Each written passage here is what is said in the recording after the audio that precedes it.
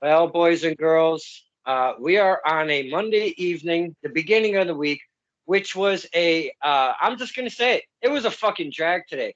But, you know, I'm usually very excited. We're going to spin that around in a second. I just don't know what to expect from our next guest tonight. Never met him, looking very ominous at this point. So let's just jump right into this. This is Stir the Pot with Don Kincaid and my very special guest, TJ Tucker, the Riva Ratt Juggalo. Did I say that correct, sir? Actually, that's the Riva Ratt Juggalo, TJ Tucker. Oh wow, I'm supposed to reverse it. Oh my bad. See that's what I don't That's do any no research. I'm problem. sorry. That, that's I'm sorry. that's no that's no problem, Don. Because what it is nobody really gets us straight as it is. Everyone takes us fast backwards and shit like that. That's just Hey, how they rapport with the Juggalo lifestyle. That's a great title for this. Bass Ackwards Bass Ackwards, right? Is that what you just said? That's how we phrase it over here in the river. Yeah, bass Uh, backwards. that's going to be the title of this episode, if you don't mind. I like to change every title of each episode, and I think that's a fine title for this episode specifically. Bass Ackwards. Huh? Huh? You like that, right? All right. Yeah, Okay. yeah. All right. It's Well, definitely different. well, I got your name kind of wrong, but we got to make you laugh already, so I think we're already off on a good foot. Uh, Mr. TJ Tucker, I have never met you. I've been up to the RI scene, the chop shop scene, if you will, up at the XWA, and there's a couple others I've been up to up there. But I will say, me and yourself, we've never personally met, so this is a first for me. I have met some of the talent dry like this on the interviews. Sometimes it makes it quite interesting, and might I say, you already look interesting as it is. So you are from Rhode Island. That is correct in saying, yes, sir. Rhode Island? No. I'm born Oh, and bred in Fall River, Massachusetts, home of Lizzie Borden. oh wow. No- See, I got. Another another great hatchet queen. Well, I can appreciate that. Let's not carry things too far. Sorry that I got that wrong. That's 0 for 2. I already am already. But Put it we like this to way: talk. if you're already on this line with me, and I'm giggling to myself a little bit like I already am, I know that you're one of what we like to call the chosen few, and Oh, I can give chosen few an hour to over that limit and shit if need be possible. okay, because I can yap, my man. But we like returns. We like returns, so we don't want to drag everything out in one episode. So we may yap for about an hour or so, if that's quite all right. And I appreciate. First off, I want to appreciate your time for coming in. I really do. I really do appreciate the time of the talent that come on this show. This isn't my show. It does have my stinking name on it, but this is a show. This is a show for the fans, my man. We get to learn about the talent.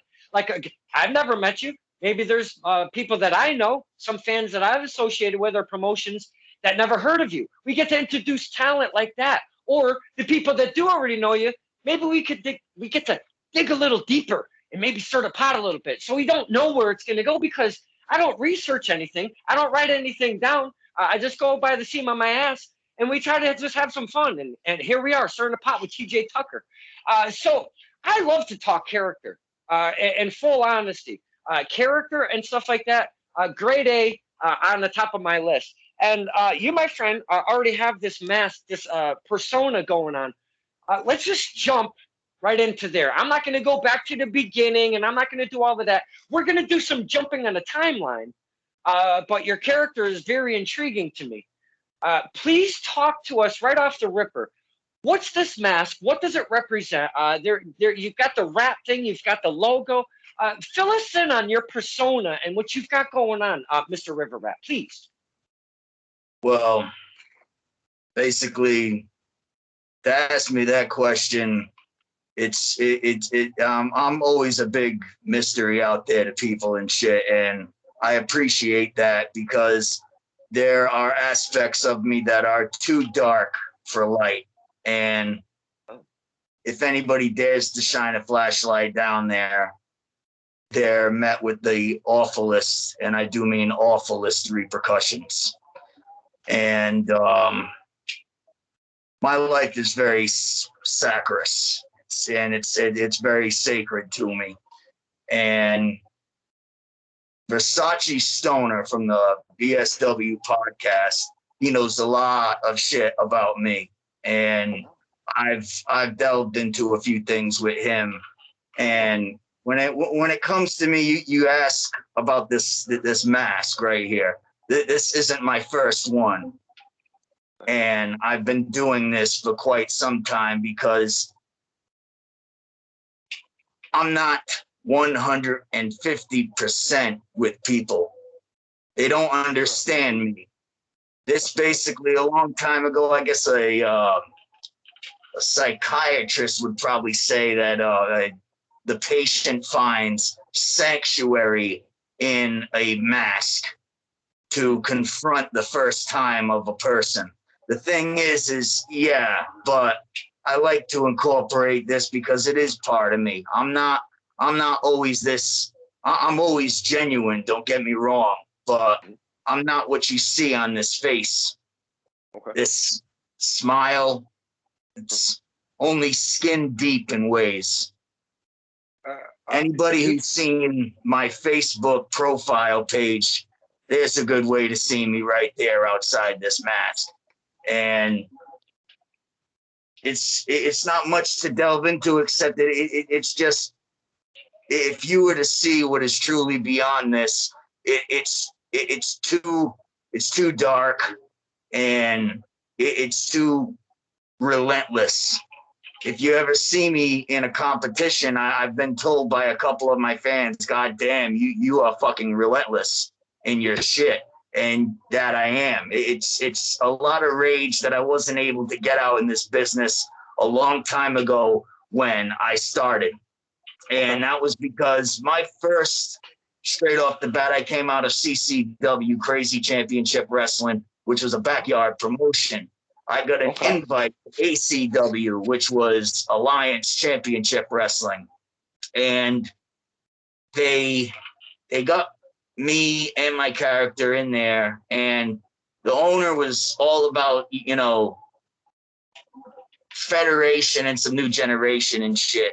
The Attitude Era was just popping off, and people were just getting off of the federation new generation ploy.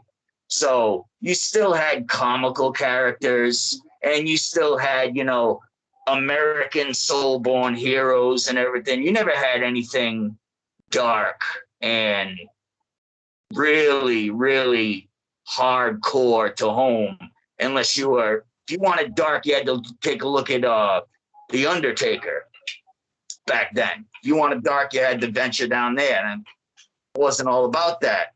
So my boss told me, come into it with, basically wearing smiles, all smile, smile, smile.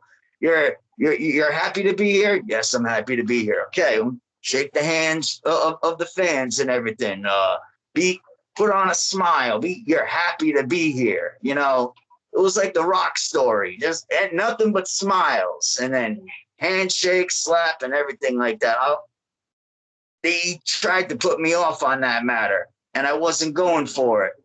And I tried to get into his clique at the time, the NBA Newborn Alliance, and he fed me false positives.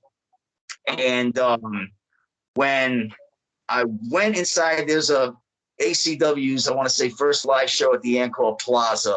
The NBA, members of the NBA, me and the now known as the franchise Brian Saya, was part of the NBA, and he was basically a scout match and shit. So I went inside there with Brian Saya being my tag team partner, and the all promises of no matter what, after this match, you're going to be part of the Newborn Alliance, and you're with the owner, and the owner's going to pay you this, that, and the other thing. Promise you the sky's the limit, Except what I didn't know is actually the limit was the sky. So I got about almost that high in that one match. And then all of a sudden I noticed each time I went to go tag in Saya, he hopped off the apron. So I go to tag him again, hops off the apron again and again and again and again. So right there, I start clicking inside my head going, you know, I've been through this type of screw job in my backyard. This isn't new to me.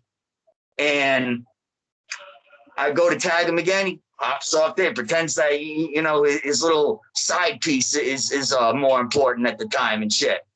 So he gets off the apron again and shit and starts conversating with her. And I got hit in the head so many times with. There was a TLC, trash cans, ladders, and chairs match.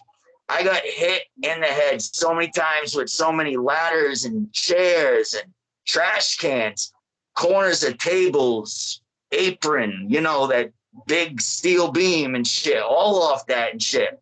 And every time I wanted to tag, this motherfucker just got the fuck out the way. So I knew I had to do this all on myself and shit. By the time I tried to tag him again, he didn't cooperate. I turned around and smash. I get hit over the head and small package, 1, 2, 3. That's it. I lose it for the NBA. So they dragged me outside of the ring and they start bitching me the fuck out. Why didn't you do this? We gave you all the chances that we had. And I just, for the first time in my life, with a company that I wasn't used to, I saw red. And then it almost turned black, but I can remember I took the fucking microphone out of Dave, my boss's hand, and I said, you were standing behind me on it. Bullshit! It was the first time I had cut loose in front of anybody like that. His mouth was dropped all the way open. And he just couldn't believe it was spewing out of my fucking, out of my mouth, my fucking mouth and shit. I was putting him and his federation and all of his boys that he was leading in the NBA down at the time. There was another guy that dared to call himself ringmaster. He had an ICP shirt. I thought that guy would have been at least down to earth. No, he went with the fucking money and the boss's limit and shit. So I called him straight out. I'm like, you think you're something? You think you're something with your supposed crowd that you got behind you? You got a wannabe fucking Billy Kid. I point to Sire. I go, you got a wannabe Billy Kidman wannabe that's frontlining your shit and everything with a little hoe bag on the side that he swears is bigger than anything and shit. And you got a Juggalo sitting right over here. Ringmaster's mouth drops and shit. And the next thing I know, they shut me up quite, you know, like, wait, whoa. So I quiet down for a second. I let them speak. Sire looks at me and says, look, you're in. I'm like, I'm in. He goes, yeah, you're in. Pulls up my arm and he goes like that, you know. I want to say 2 seconds rolls by and I see a foot. Boom! Right up in my grill. It's Brian Sire's super kick right here. Oh, wow. So I'm laid out, and they're stomping the living fucking shit out of me, and the entire locker room lets out. And there's about 25 motherfuckers peeling the NBA off of my ass just so they could get me up and say, are you okay? I had some of my old friends and new people that I had just met and shit. And they were asking me, damn, that takes a lot of fucking balls, kid. What the hell's the matter with you? And my attitude to the business right after that just sort of fucking dropped. And before I knew it, the relationship that I had with this man went as far back as Austin and McMahon. Oh, wow. It was that horrible. It was that horrible. And I still to this day, I can't get that fucking shit out my brain and shit. If I ever see him again, I don't know what the fuck's going to happen and shit, but it ain't going to be fucking pretty. Just like what's going to happen in the next KPW Havoc show that's coming up. Ray Ratson, you're going motherfucking down, chicken boy. That's all I'm saying on that. Talk to us about Crazy Pro Wrestling, because I only know very little about it. And could you please just digress and fill the fans in, if you could, if you don't mind, because I like to give the fans insight of new promotions, new talent, and whatever we can get our hands on. Could you give us a little insight about the last KPW show that you did personally? Talk about your match, not your match. Just talk about KPW a little bit, because I only know a little bit about it. KPW, well, that's Crazy Pro Wrestling for those of you who don't know shit. Crazy Pro Wrestling, it started just a few months ago. We all got these fucking, I want to say, just take it to a point that we're not contracted in, yet and everything. Nothing was set in blood. First fucking KPW, that day didn't even happen yet. I'm chilling in my tent, and this motherfucker comes over and knocks on my fucking tent and shit. And it's this weird, creepy looking motherfucking like Gomez almost like dude and shit. And Rob Roberts described them best and shit. It's like that creepy old man from a fucking movie that he said and shit, but it was a horror film and shit. And I think it was Poltergeist or whatever. He was like that creepy old man. He looked just like him. And yeah, he pretty much just like him. He did. He looked just like him. And basically, we all didn't get greetings from this dude, but I got greetings from him. So did Rob. And I don't know if a couple other guys did, but we got handed notes. Some of us by mail, some of us by hand. KPW, I don't know. I still to this day, for me, the strange one of the strange, cannot put his fucking fingers on this company yet. It's still a fucking mystery. It began with these mystery letters. We call them mystery letters because that's what they were. They were mystery letters. They were written on fucking parchment paper, photographed, and then sent out to us. Almost written like red ink or blood almost and shit. The fucking letter itself was sealed with like this old time Sleepy Hollow red wax sealer almost and shit. It had to be broken. Wow, you're talking like a fucking kumite over here. I mean, come on. It's amazing that you use that fucking word right there and you don't know jack shit about what I'm talking about yet, but I said the same exact thing on the KPW playlist that's out there and shit. I did say that this shit reminds me of a goddamn kumite. Or the closest movie that stricks into it besides Bloodsport's kumite is Mortal Kombat. That's what this whole fucking thing felt like and shit. And it was saying shit that only people that really knew you would know about your resume. These letters, my letters were like, we know you were trained by this person in HWF. The mentioning of HWF, my first ever federation I was a part of. I mean, I even mentioned this in the playlist too, as a matter of fact. The only way you can get hands on like practice tapes or anything from HWF is you got to have a VHS player. That's how old this fucking shit is. Okay. And it was done with tape traders and shit, the old ECW type of way and shit, tape traders. And the fact that they knew my teacher, they knew how I was taught, they knew the type of style that I've been doing throughout my entire years of doing this and shit. I've been into this sport ever since I was 5 years old. Okay. So it's been quite the freaking strain for me and shit. And the fact that these people knew that much shit about me really got this pothead's brain fucking going and shit. And I couldn't stand it anymore to like, how do these people know so much fucking shit about me? And just when I decided to dig into my own self, and shit, I got to know that they knew a lot about us and shit. And Stoner read his freaking thing. Rob Roberts gave his fucking thing and shit. I think Tough Daddy even gave his shit. I don't know if the rest of the crew that just got on right now got letters. I don't know if they're keeping that from us. I don't know if they don't want to freaking say what was said on their fucking letters. I don't know, and I really give a fucking shit about that. All I care about really is myself And as far as fans go, I don't give a shit about mainstream and fans. All I'm connecting with out there is my fans, my juggalos, my lets, my homies, my fam out there. That's what I say when I say fans and fan. That's all I mean out there. But yeah, back to KPW. Right after that letter was given, then we were given specific directions to go to this one event that was called KPW Death Day. And it was being held in an undisclosed location.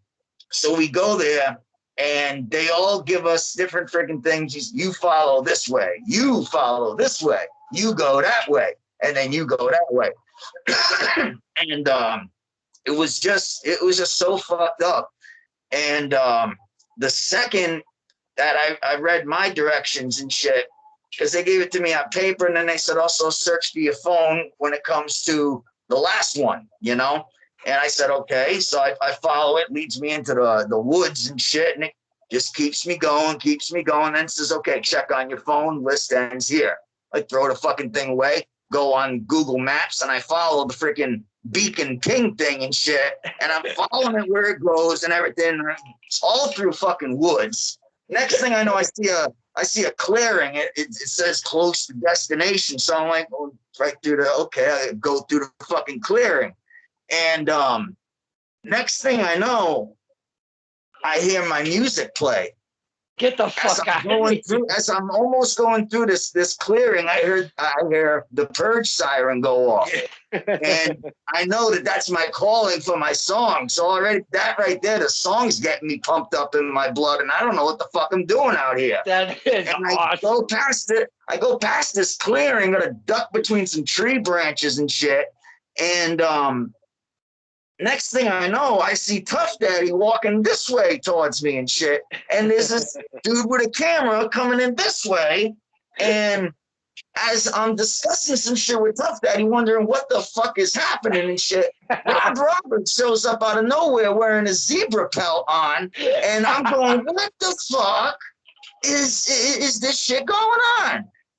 What the hell is going on? Serious.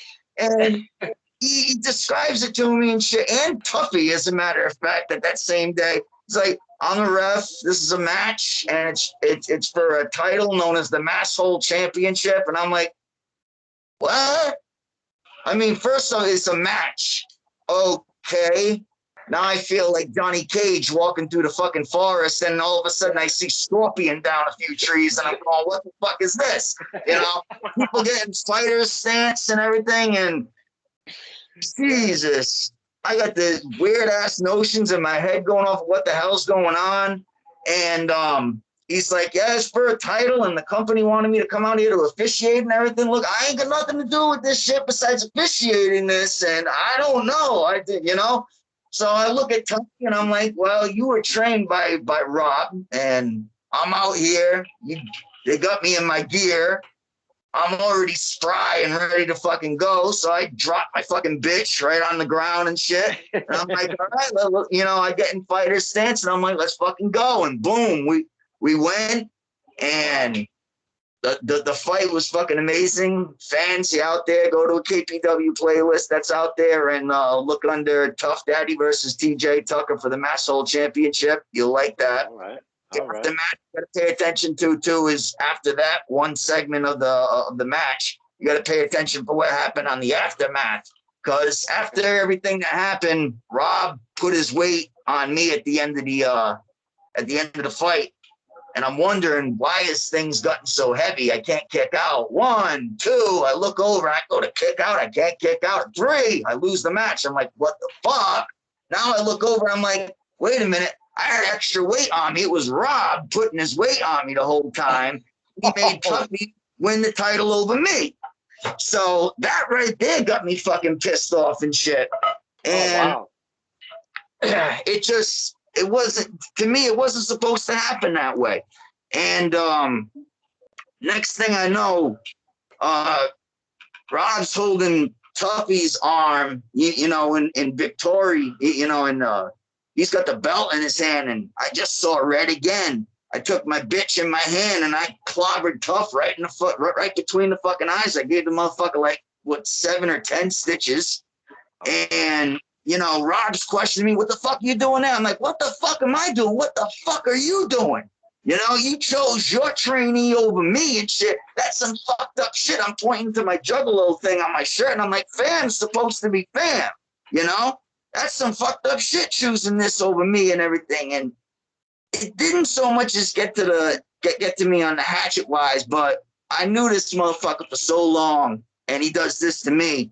And come to find out, KPW had whispered in his ear, tried to get him off on some shit and tried brainwashing him to their likings and shit. And right when I saw that happening, I started getting weird dreams, and it was focusing on Tabitha right over here. And I decided to go to her old stomping ground and see if I could hear her more. And her voice echoed in my head, led me to the right position. I dug her up, and she's been with me ever since. Oh, wow. And that's one thing that puts my head to ease right there and shit, is having my little baby girl back. But nice. When it came to Rob, I was like, you have to see the light again, my friend. And if I got to do it to you this way, I'm sorry that I have to do it to you this way, but it's got to be done. So KPW had their next thing to come up called KPW Rage in the Cage. Okay. And that was the most recent one that I got out of, and it was basically the closest thing that I've had to a death match in my career. Wow. I hate to interrupt. I really do, because we are on such a roll, and I am loving everything you're giving us. Boys and girls, I hope you're appreciating all of this. And I'm very sorry to interrupt, but we've been on this roll here, and you've mentioned a name that's been coming up and coming up and coming up. I want to try something that I normally don't do on my interviews. It's been a few that I've added another person on said interview. Is that something that you're willing to allow me to do, is grab somebody to see? I'm going to give them a quick call to see if we can add them into this conversation. Are you cool with that? What is this other person? Now, that's kind of a surprise. That's what we do around here on Sir in the Pot. We just we bring them in and we see what happens, because then we don't know where this conversation could go. So if that's something that you're willing to do, I mean, I'm just going to check real quick to see if we can add said person. Is that okay, sir? Tabby? Yeah, okay. She said go ahead. Okay, I don't want anything to escalate. Just give me a quick second here. I'm going to, let's see, we've got to go into the settings here. We've got to hit that. We've got to hit that. Let's see, we've got to, oh man, I haven't done this in so long. I hope I do this correctly the first time, because it sounds like Gabby could probably kick my ass in a heartbeat. And that's Tabitha, yeah. Yeah. So we're giving a call here, and we're gonna see what happens or what does not happen. And if we fail, I gave it a shot, but it is calling said person. I'm seeing it ring right now. And it kicked right in. Oh shit! We have a Mr. Rob Roberts. Well. That has joined the soiree. So I'm going to get out of this. Boys and girls, I'm going to get out of this. They're going to take over. You guys talk amongst yourself, please. Please, there's been a mention of Rob Roberts, and here we have one Rob Roberts. So please, talk amongst yourselves, my man.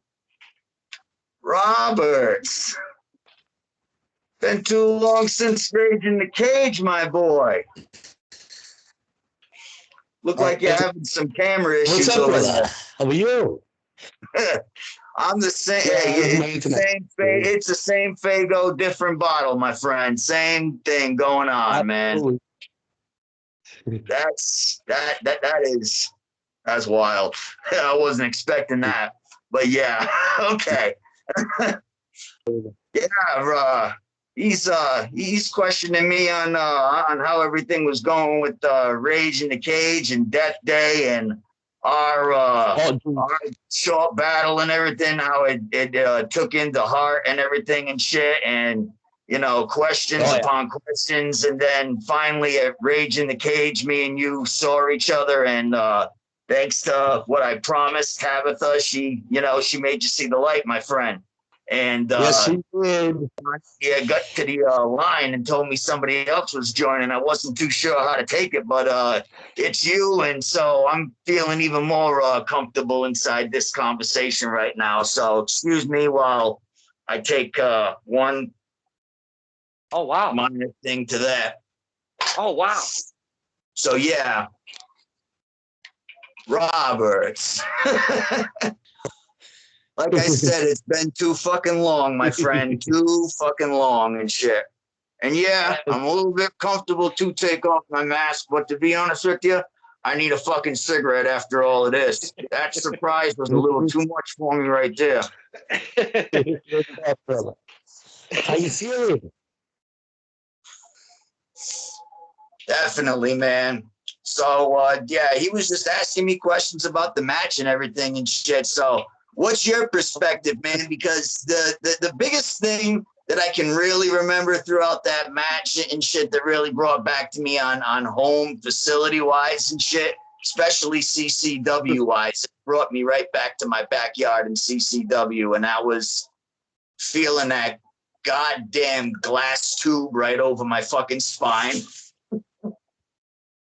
That fucking shit, it exploded over my back. A shot came right over and cut me right over here behind the fucking ear. I was dripping.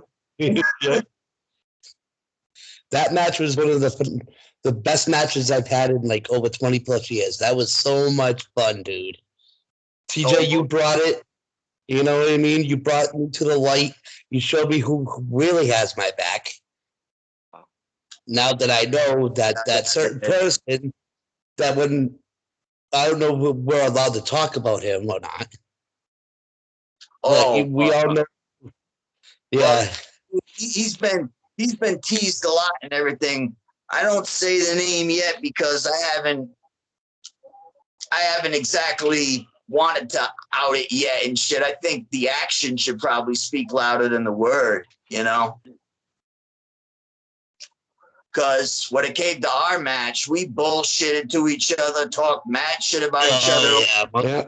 We'll keep words were words upon words and just slicing words led all over the place. And the actions versus the words, people are definitely going to fucking see this match and say, yeah, the actions spoke louder than the words. But the words matched completely up to the match. The whole entire match was just me and you tearing into each other, brother. And me not seeing in the light, me wanting to be who I know I was, but now that TJ, you brought me into that light, brother, I can see clearly now. What you've done in that match, you showed me that you have the balls to do what you can do, brother. Yup. Nothing about me has changed, man. This business has changed, but it don't mean that the goddamn warrior in it has. That's absolutely. Plus, trust me, we ain't got no fucking masters or contracts like this to bow down to. We tell the motherfucking story, not them. Oh yeah. Oh, my phone's dead. My phone's dying. Hey, I'm gonna let you go though. Oh, it hits all over, man. Hey, thanks for joining us, Mr. Roberts. I appreciate it. Yeah, not a problem, guys. Thank you for inviting me. Talk to you guys later. All right, man. Whoop, whoop. Whoop, whoop.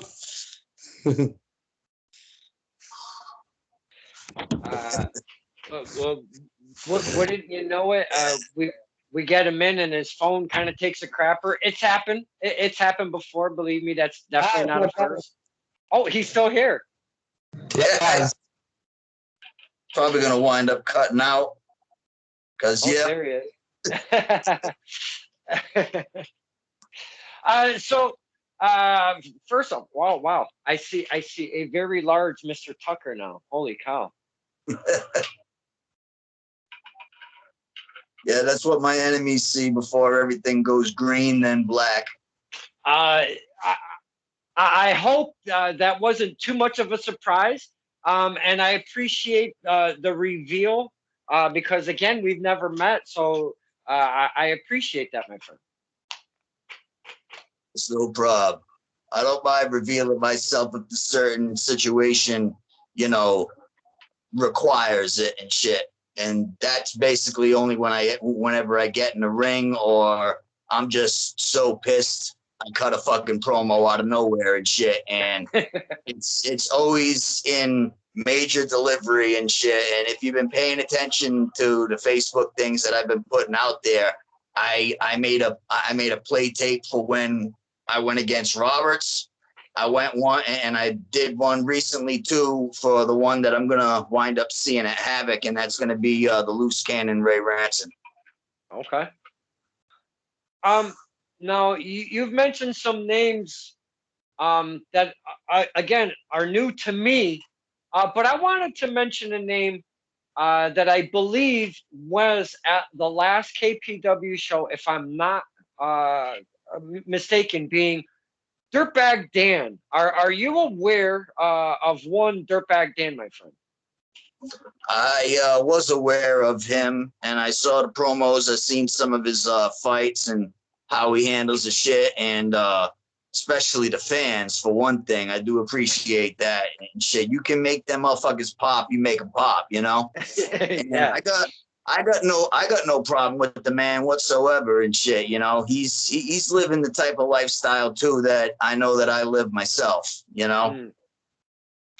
I've known him for a few years. We've been through many a thing, a fan wrestler relationship, if you will.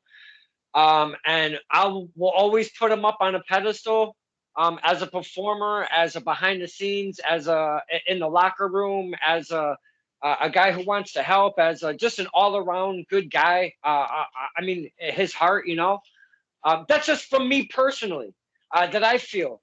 But man, you get that guy in the hardcore lifestyle that he loves and thrives on, and my God, he's a totally different guy that I've never seen in my life. And you Yeah. mentioned the word death match. That's what you seem to be geared for. I mean, is that what you do on the reg, or are you more traditional? What do you like to do? No, my brother, the future Jamie Tucker. Oh. He is more into the aerial stunt and Hardy Boy lifestyle type of way of the ring and shit. Not me. Me, Okay. I stick to the mat, and I'm not a Kurt Angle type of person either. I don't know those death locks all over the place. I'm a brawler. I'm a straight Sandman, Raven, Austin, that type of fucking brawl. You got that type of fight and shit. That's exactly what's in my heart. Nice. Now, this match that you did with Mr. Roberts, you said was the closest thing to a death match, and guys were talking back a little bit, back and forth a little bit, and I heard light tubes and stuff going on there. I give anyone, male or female, a 1,000,000% credit just to walk through those ropes and perform, first off. But to go to those lengths of adding all of that extra weaponry and the unknown and those question marks that can happen in the ring with all of that, the weaponry and stuff. That seems like the kind of shit you would thrive on, man. Just speaking with one TJ. That's for sure. I've been in quite a few scraps in my life that had to deal with that bullshit and shit, and it's led to scars. My body. I'm gonna be 37 this month, and my body and my head feel about 187, pal. Oh wow! So around Ozzy's age or so, right? Around Ozzy Osbourne's age. Yeah, I'm just not. I'm just not that round yet. Jeez, please, Mother Nature, don't let me get that way. You mentioned you've been in the business since you were like 5 years old. Let's revert back now. I like to jump all over the place. Let's go back a bit. How does TJ Tucker get involved in wrestling at such a young age? Through your family, or what are we talking here? What's happening at 5 years old? It actually was through my family and everything. My old man wasn't nothing to speak of and shit. He got the fuck out of my life and shit, and that was for the best. That was for the better, because he was one perspective in my life that always taught me not to go down that road. Don't go down that road. Make your own shit. Don't be like him. I mean, he was the one who separated me from Tabitha in the first place and buried her out in wherever and shit. He didn't like his 6-year-old boy walking around with the wonderful thing everybody else likes to fucking call her, and that's a doll. Oh, wow. She ain't no fucking doll. Okay. Hmm. I never said that. But it was my grandfather who got me all into this and shit. He was an old carny wrestler back in his day, and when he got out of that, he was a mechanic for the rest of his life and shit. He was known back in the old circuitry. Nobody would know this name except me and shit, and that's Old Man Tucker. Okay. He trained me a lot, and like I said, it was straight carnival shit and everything from him. So he taught me how to be a warrior and a brawler. You know, throw this hook, that hook. You know, use your head, use this knee, that leg, this little maneuver right here, that. You know, all else fails. You know, there's nothing wrong with grabbing some brass knuckles and freaking breaking his nose. You know? And so I was brought up into that, and how he knew that I had the bug for it was he introduced me at like age 3 to WWF's Federation era. So I grew up watching Hulk Hogan and the Ultimate Warrior and all that bullshit. And I was a big Hulk fan like everybody else, but the one person that stood out to me the most besides Hulk was the Ultimate Warrior. And I love the personality, the charisma, the mystery of you never know where he was from, what the hell he was fucking talking about and shit. And sometimes if you really weed through the bullshit, you can see where he was either aiming at or getting to, but it's just a whole bunch of filler and shit. You got to learn to decrypt it and get into it and shit. And that's what I was all about. And when it came to the coldness that I saw, I learned I never really wanted to be as mysterious as Taker or Jake the Snake, but I've taken a look at some of this shit that I promoted out basically myself, and then reverted it, watched it back if I was a fan and not into this business, and I said, oh my God, this business has turned me so much into something that people have seen before, but they don't really like to talk about it and shit. And that's why I say I give respect towards the Sandman and fucking Raven for their great talents and everything. And when it comes as far as my relentless and renegade piss poor attitude, that's a lot of people are gonna see Austin through me and shit. And I was a big Stone Cold Steve Austin fan, especially his shit in the Attitude Era, and some of his shit in ECW was priceless. Mm-hmm. And that's where I've seen myself take off on and shit. And you know, that's just me personally doing a inventory mark on myself. What other people see and want to stem me off of is their own fucking thing and shit. But I definitely know what I've done out there, what I've said, and just like I said, what I've done, and it's beyond even my limit of thinking at times. Mm-hmm. Now, the era you've spoken about growing up with the Hulk Hogans and the Warriors and such, and then which led into the Stone Colds and such. One real quick second. I feel a quick interruption from the little one, if you don't mind, sir. Oh, no, right? Kid's a kid. Do I hear a knock at the door? If there is, you need to show yourself, sir. Come in here real quick, like. Now, he can hear you, but you're not going to be able to hear him. So just real quick, okay? This is Big Jacob P. He likes to go to the wrestling shows and whatnot. He's going to bed, I'm assuming, right? Is it bedtime? Oh, it's not. It's almost bedtime. All right. So we're just going to say goodnight real quick. This is Mr. TJ Tucker. Could you say hi, Mr. TJ Tucker? Hi, Mr. TJ Tucker. How you doing, little one? He said, how you doing, little one? Good. How are you doing? Oh, same old, same old. I can't be myself too much around kids and stuff because the stuff that I say is definitely too hard for him to take. But then again, these kids nowadays have heard way more things than either me or you have heard at this point. So I'm going to translate real quick before you go to bed. Wait. Listen, he said, same old, and he's got a potty mouth that you don't want to hear right now. And so he says good night and rock on, brother. All right. That is the most watered down version I've ever been put in my entire life. All right. Say good night, TJ Tucker. TJ Tucker, say good night. Good night, TJ Tucker. Good night, little man. Woo woo.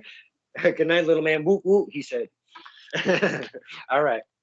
Love you, Uncle John. I love you, buddy. See you later. See you later.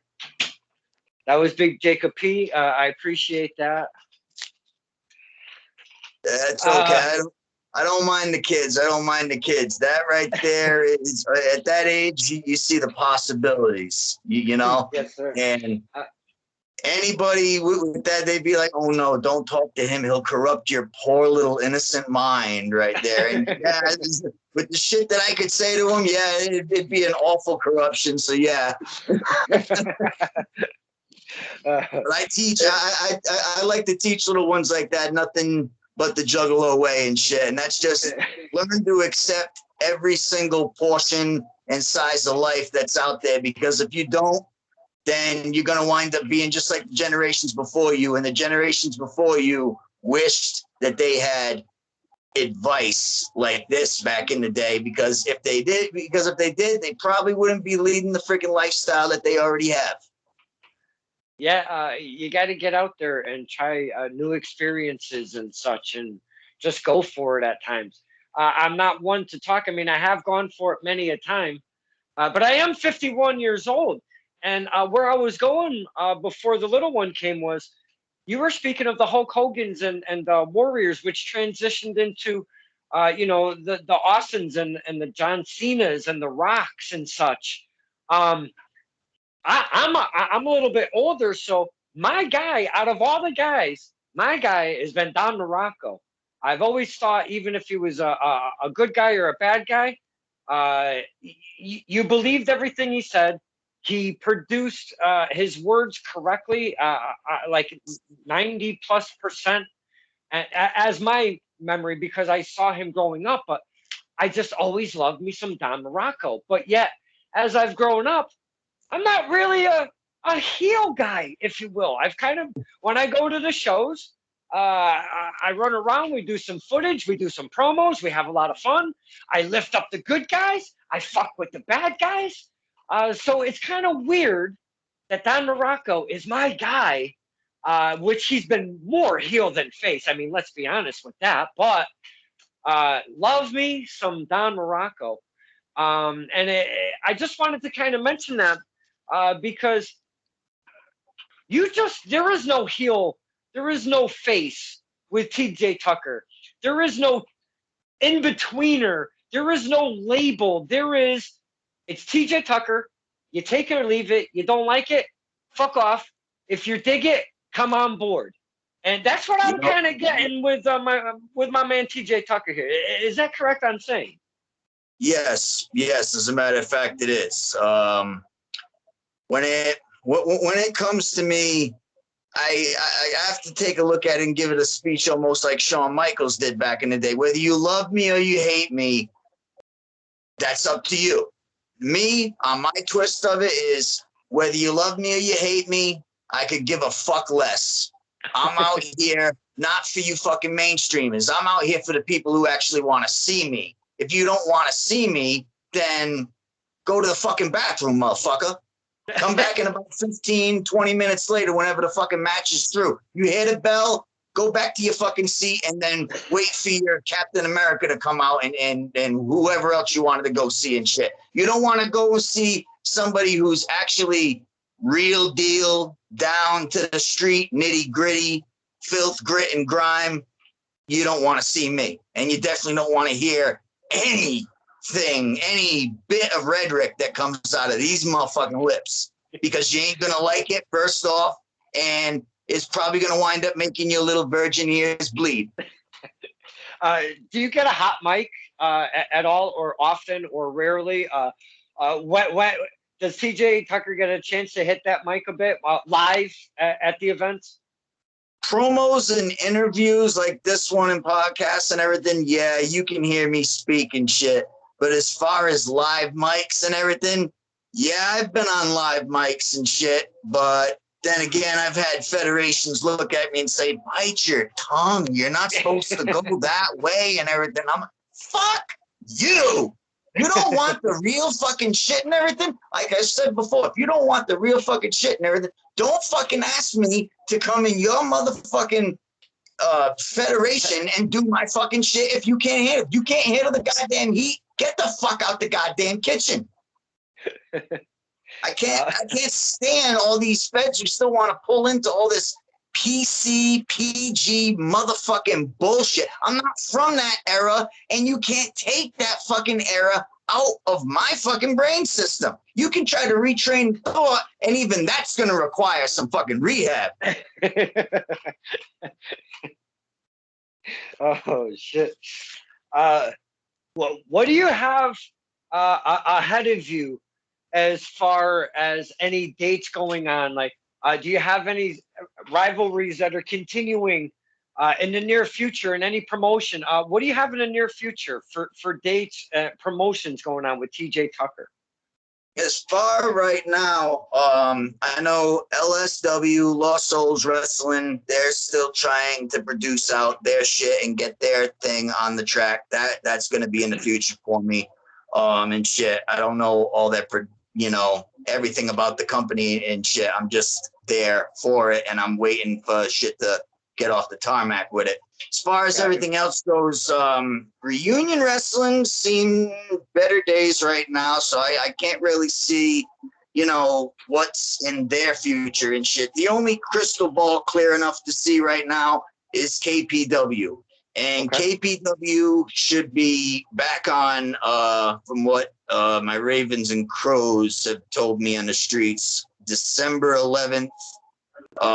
2021, that should be KPW Havoc, which is the show presiding the one that's about to hit YouTube pretty soon, that we're doing, KPW Rage in the Cage, which was the one that had the main event between me and Rob Roberts.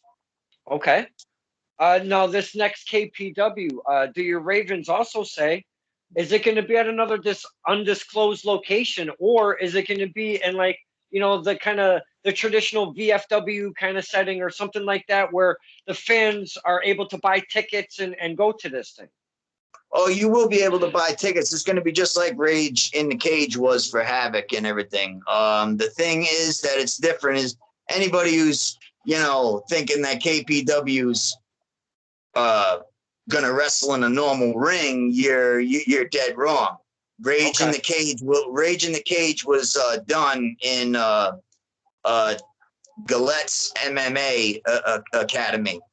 And we fought every single match there in an octagon MMA ring. I did see some of the name footage. Rage in the Cage. I did see some of the media that came out of that, and some of the wrestlers that were sharing the stuff. I was like, wait, what the hell is going on here? So you never know what's going to happen. Like, literally, you do not know what's going to happen in KPW. Exactly. Death Day, the event was made in a cemetery. That was Death Day. Holy shit. So I walked out of the forest into a cemetery and shit. I mean, a clearing, but I did see a bunch of fucking headstones. So, of course, before even they decided to ring the bell silently in my head, I'm doing a chant because I'm Wiccan as well. So I'm on this gravesite and I'm doing a chant in my head going, please protect me. And for everything that I'm about to say, I am so sorry, mother. And Death Day happened and shit. And Rage in the Cage, we didn't get much information either until all of a sudden it spat out a name. And the minute when I saw MMA Academy inside of it, I'm like, okay, is this just, I'm taking it no ring like Death Day was. It was just on grass ground. But I'm like, this is in an arena. It's not in grass ground and shit. So I'm like, all right, I can't wait to see how hard these floors are. I go in and, you know, some of it's matted and shit. And then I see the monstrosity in front of me, and that's the fucking octagon. I've been in one of my promos that I did was inside the cage for KPW Rage in the Cage. And you literally see me take a look around it and shit. And I was like, just like I'm about to tell you, I've been in backyard steel cages before, you know, many sides whatsoever and shit, but none of it was in an octagon ring before. So that was brand new to me. I took a look inside of it and I was like, wow, this is big. This is wild. This is wild. I didn't know how that I was going to take it and everything, but the event came and is put up or shut up at this point and shit. So I know that, you know, Rob's there and shit, and my boy Versace Stona gets attacked in the ring. They didn't tell me until like fucking almost 10, it felt like 10 minutes went by and shit, and he's just getting his ass pummeled by Ray Ranson, the person I'm going to see at Havoc. And I went in and, you know, unbeknownst to Ray and shit, and I came in, fucking choked him with my fucking bitch, beat his fucking ass down with it and shit. And before I knew it, I got thrown off of him. I look over and my mask peels off. I look up and it's Rob Roberts and shit. And I'm not going to give up anything that people are going to be seeing on the YouTube and everything and shit. But that was just to tell everybody that he was there. The main event was on and shit. And it was going to be me and Rob in a hardcore, you know, winner take all type of match and shit. And after me and Rob did our tussle and shit all over that arena and back, we took it into the dressing room on the other side of that, this, the other thing inside the cage, in and out, steel chairs, light tubes, fucking, what else was in that fucking MMA ring?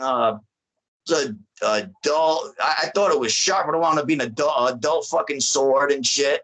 Seriously, some wacky ass shit was brought out in that. And he got me. It was a painted red match. And for, I know you're probably mystified about the painted red type of style of the match and shit. The rules are basically a last man standing match thing, except the winner of the match is the one that's going to wind up answering to the count of a 10, or if shit gets real bad, then he's the one that's not knocked out. The other one is.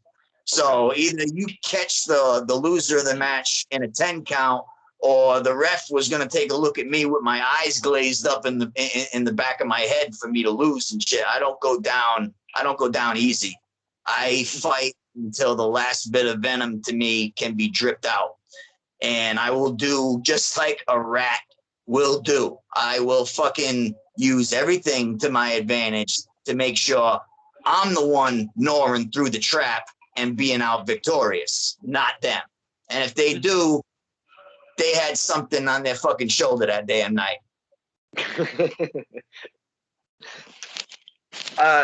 We've been running for almost exactly an hour. We're only 30 seconds less than about an hour, and we've packed so much in that 1 hour. Is there something, because again, I like to have our guests return and not pull everything out of our guests at once. Is there anything that we did not speak of that you'd like to put on the table and discuss it all?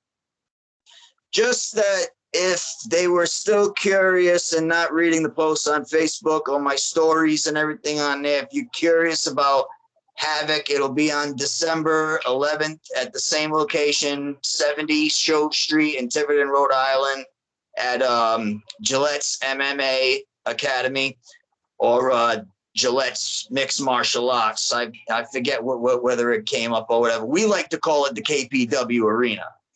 But ticket prices, I believe, are going to be wound up to $20, I think. I'm not sure if there's anything more on that, because KPW always likes to flip around shit and everything. You never really know what's going on with this business. Even the workers really don't know and shit. Havoc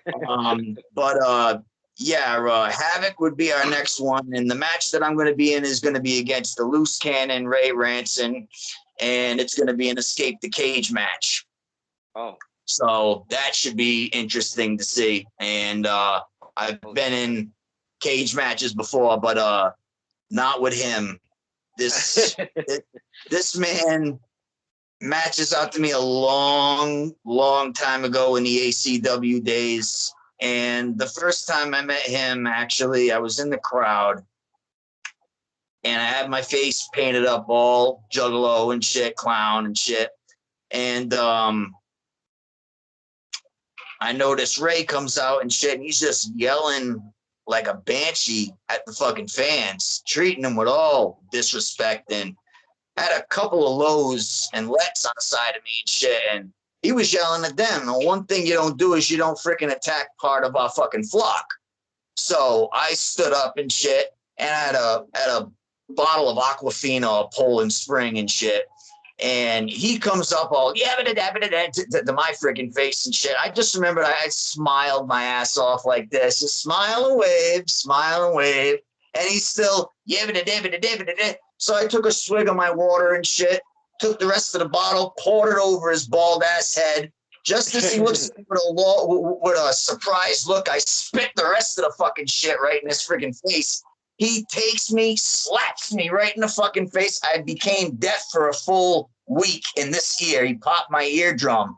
And my adrenaline, right when he hit me, my adrenaline spiked. And I jumped over the freaking caution tape guardrail and just wailed on him. The cops come over and shit. They handcuff him, they handcuff me, and drag me out and drag him out.